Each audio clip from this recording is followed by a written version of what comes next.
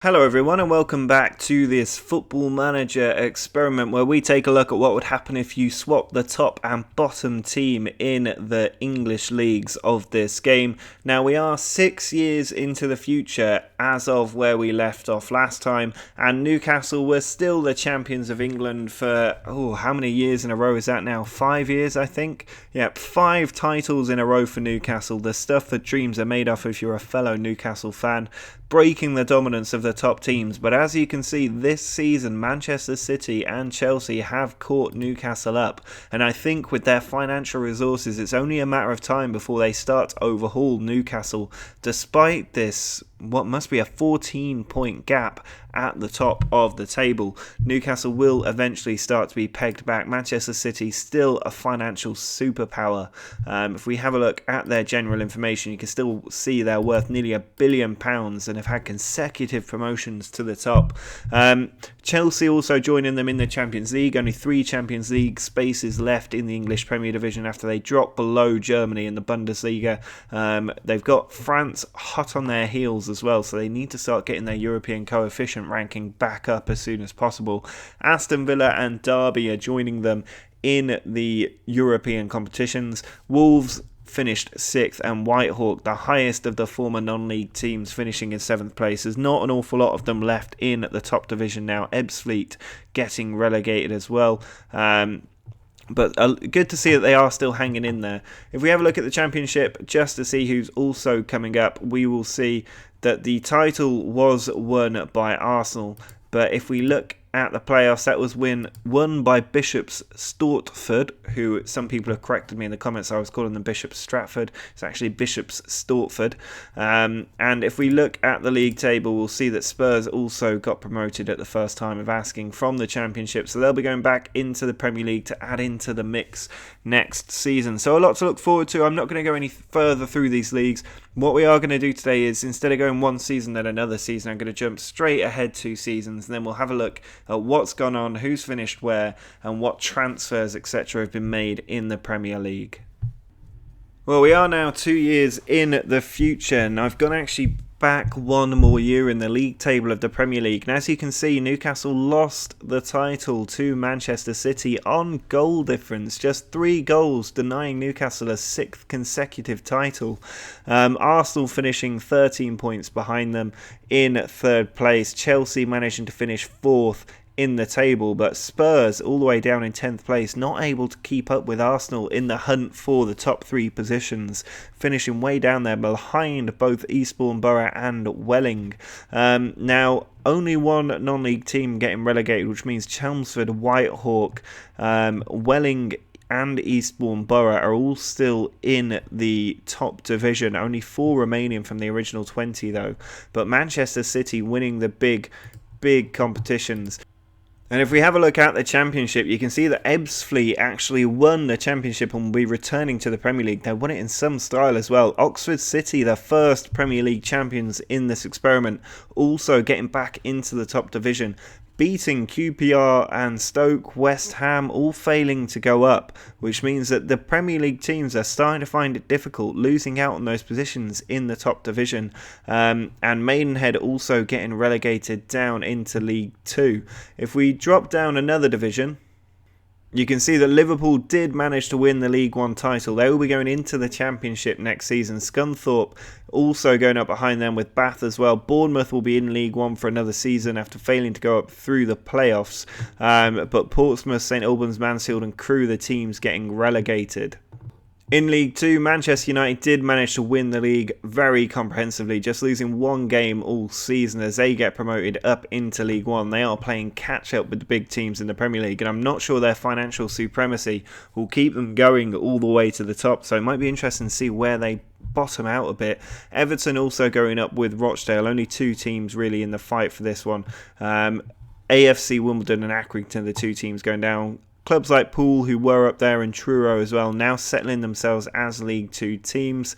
Not an awful lot else in here to talk about, just Hungerford, who are flirting towards the bottom of the Football League.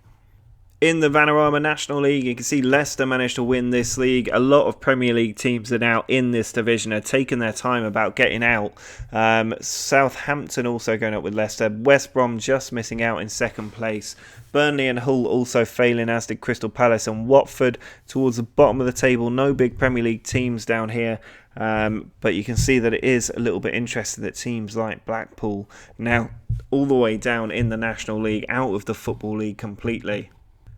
In the Vanarama National League North, just Sunderland left in here, I think, of the Premier League teams. They've still not managed to get promoted. They are well and truly a non-league team now. 6 years on, they're still struggling in non-league football. Haven't actually managed to get out of this division at all. They went up into the Vanarama National League, spent 2 years there before getting relegated back down, and they haven't managed to bounce back yet. They're still in this position, which is really, really poor for a Premier League team to be stuck down there. It'll be interesting to see if they ever do manage to break into the Football League again. No other Premier League teams in this division at all, but I think there might be one or two in the Vanarama National League South. And as you can see, Swansea were the only team left in the original Vanarama National League South. They've got promoted as champions this season. No major competition from the other teams down here. Still no sign of Middlesbrough, who are completely out of this game now. I don't think they're going to be coming back for a long time. They are just completely written out of this game. But there are no other big teams left in the Vanarama National League South unless somebody gets relegated from the National League. So we can maybe stop keeping an eye on this league. And hopefully if Sunderland manage to make their way out of the Vanarama National League North, we can stop keeping an eye on that one as well. But that's going to be it for this year. I'm not going to look at the FA Cup and things just yet. We're going to go forward and have a look at the Premier League and others as of the next season, which will be 8 years in the future at that point. Well, as you can see, Manchester City won the title again in the Premier League ahead of Arsenal, who overtook Newcastle. The 5-time champions now finishing in third place, just 1 point clear of Norwich to hang on to their Champions League football. Chelsea and Sheffield Wednesday also getting European football alongside Norwich. Spurs finishing in 7th place. But there are no non-league teams in the top 10 now. Welling in 11th, just missing out of that top 10 position. Whitehawk down there too. Chelmsford and Eastbourne Borough as well. Ebbsfleet, Oxford and West Ham, the 3 teams that came up, have all gone back down.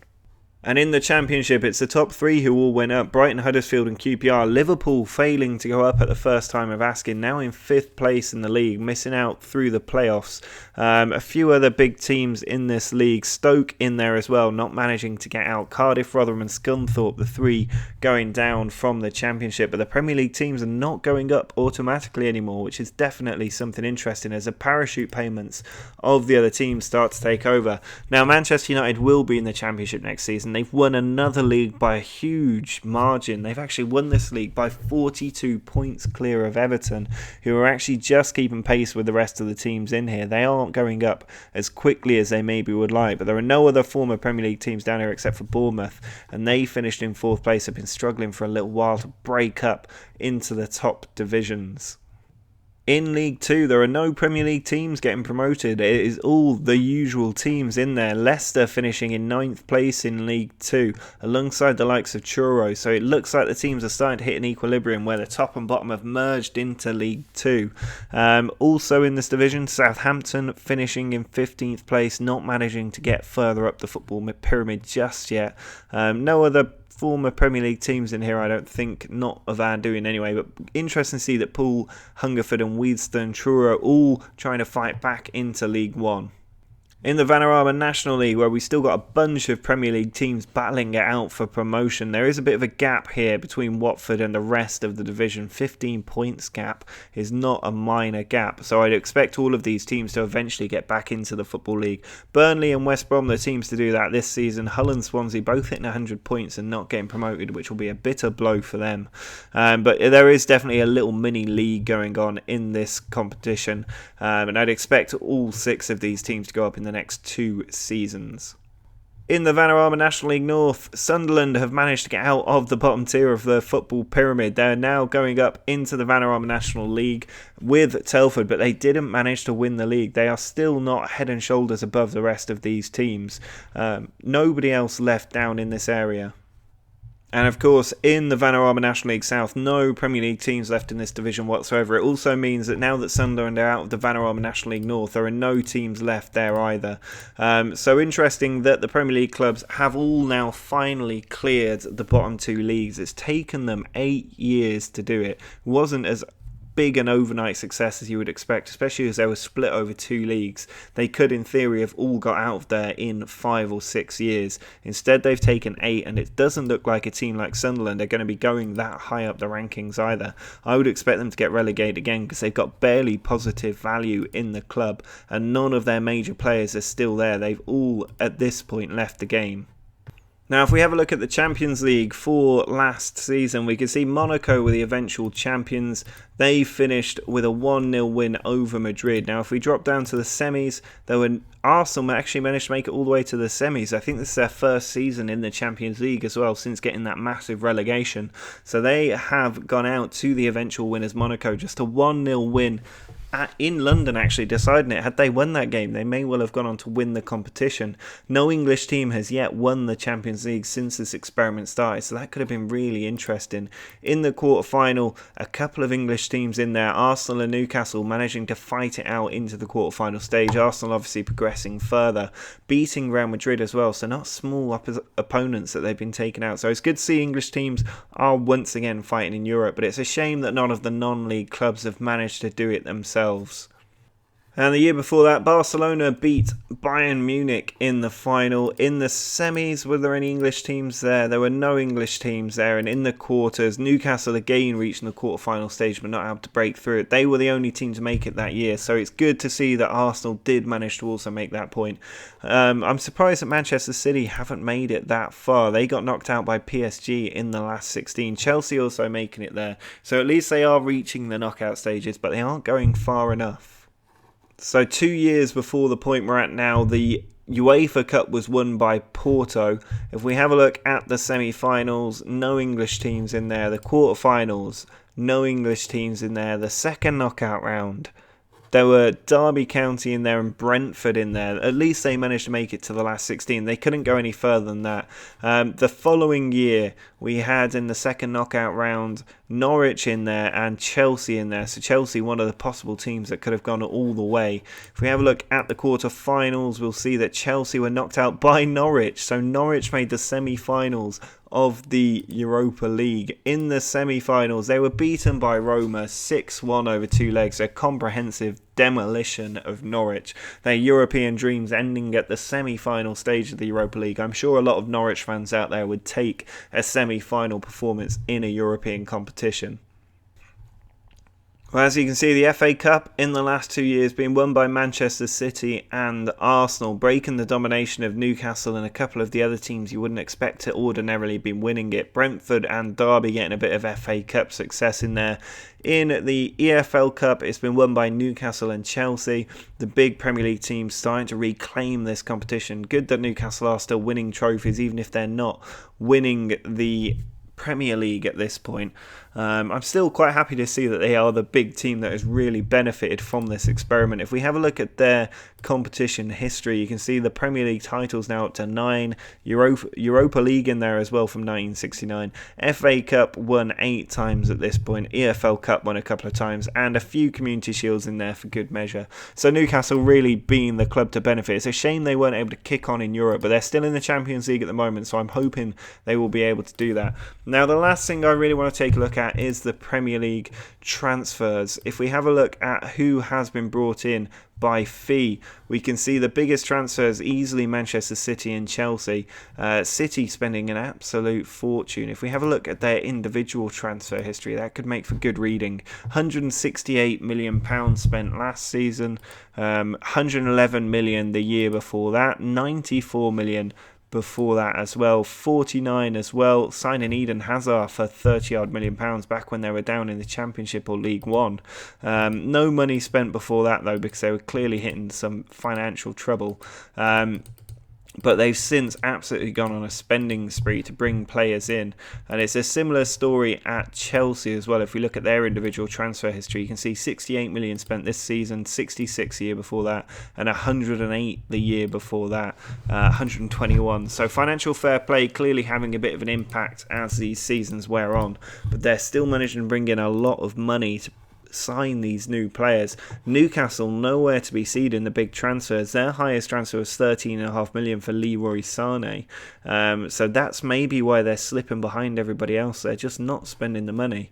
The year before, the big transfers were all to Manchester City, who are absolutely buying the title at the minute. Again, Newcastle not spending the money they should be. Just Agbo for £15 million up to 25. But again, no other major signing anywhere near that. Chelsea a bit further down, but they did sign Januzaj for £20 million from Hamburg. Before that, the transfers again, City and Chelsea sweeping up. Imaz coming in for up to £98 million for Man City. Newcastle did spend a bit of money before that, bringing in Moreno and Iwobi. And then before that, the transfer fees really dropping quite a bit because Chelsea and City barely registering on the scales. Chelsea signing a player for up to £43.5 million, but Newcastle spending £25 million on Ruben Neves.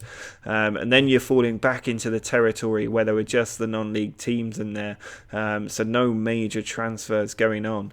Now, if we drop down to the Championship and go to the present day, you'll see that the big transfers are to the likes of Aston Villa and Ebbsfleet, and not to Liverpool, who are down there from Harvey Neville for £11.5 million. If we have a look at their transfer history, Liverpool, you'll see they're spending £33.5 million in the Championship, but very little money before that going out of the club. They were clearly selling players to try and retain some cash. £79 million going out in the second season of this experiment, £50 million the year after that, all about trying to bring in as much money as they can to keep the club afloat, which is why they started to struggle now in the Championship, finishing in 5th place. The year before that, it was always going to be Man City dominating.